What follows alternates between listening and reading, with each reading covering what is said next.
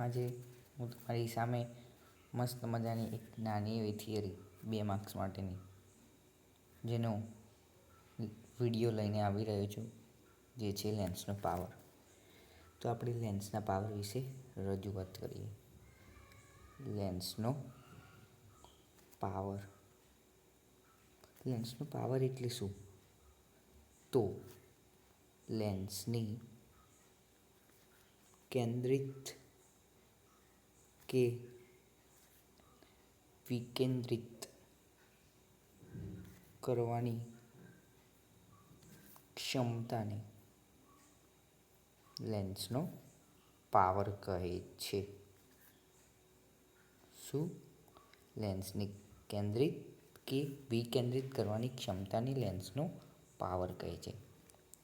આ એક લેન્સ છે. આ એક લેન્સ દોર્યો છે.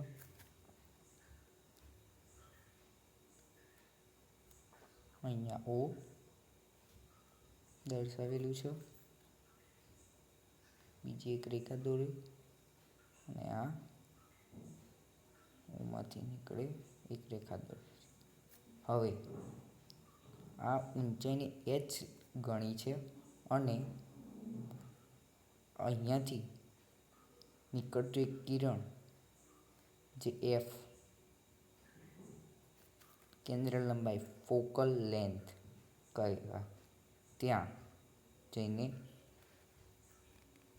જઈને બિંદુ f મળે. અહીં ડેલ્ટા અને આ બાજુ ડેલ્ટા, બંને બાજુ ડેલ્ટા નાના કોણ હોવાથી tan ડેલ્ટા કહીશું આપણે. તેથી આકૃતિ પરથી કહી શકાય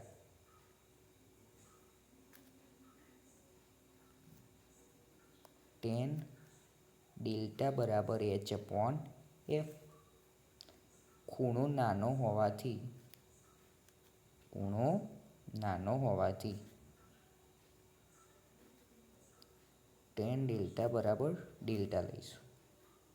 માટે h બરાબર અહીં 1 એકમ લઈએ તો ડેલ્ટા બરાબર 1/f થાય. પરંતુ અહીં આપણે લેન્સના પાવર માટે લેન્સની જે કેન્દ્ર લંબાઈ હોય તેના વ્યસ્તને પણ લેન્સનો પાવર કહે છે. તેથી કહી શકાય કે લેન્સની કેન્દ્ર લંબાઈના વ્યસ્તને લેન્સનો પાવર કહે છે. એકમ અને પારિમાણિક સૂત્રની વાત કરીએ તો એકમ થાય ડાયોપ્ટર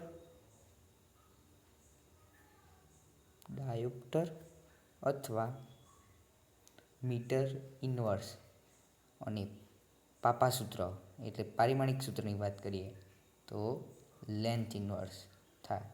આ મસ્ત મજાની 2 માર્ક્સ માટેની થિયરી, પરંતુ આ થિયરી 2 માર્ક્સમાં ઘણી ઓછી પૂછાય છે. આની જગ્યાએ p બરાબર 1/f થી એક દાખલો પૂછાય છે, જે સ્વાધ્યાયમાં આપેલો છે.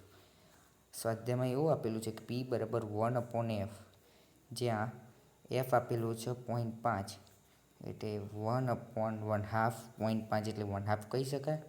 એવો એક સ્વાધ્યાયમાં દાખલો છે. a b c 3 કેસ આપેલા છે, જેમાં એ કેસમાં સાબિત કરવાનું છે. જેમાં 0.5 એટલે 1/2 કહી શકાય, એટલે છેદનો છેદ અંશમાં જાય, એટલે p બરાબર 2 ડાયોપ્ટર, જે સ્વાધ્યાયમાં આપેલ છે દાખલો. મસ્ત મજાનું આ MCQ પૂછાયું. એકમ, પારિમાણિક સૂત્ર અને આ બધી માહિતી ખૂબ જ ઇમ્પોર્ટન્ટ 1 માર્ક્સ માટે. ચલો ત્યાં મળીએ નેક્સ્ટ વિડીયોમાં. ત્યાં સુધી બાય બાય.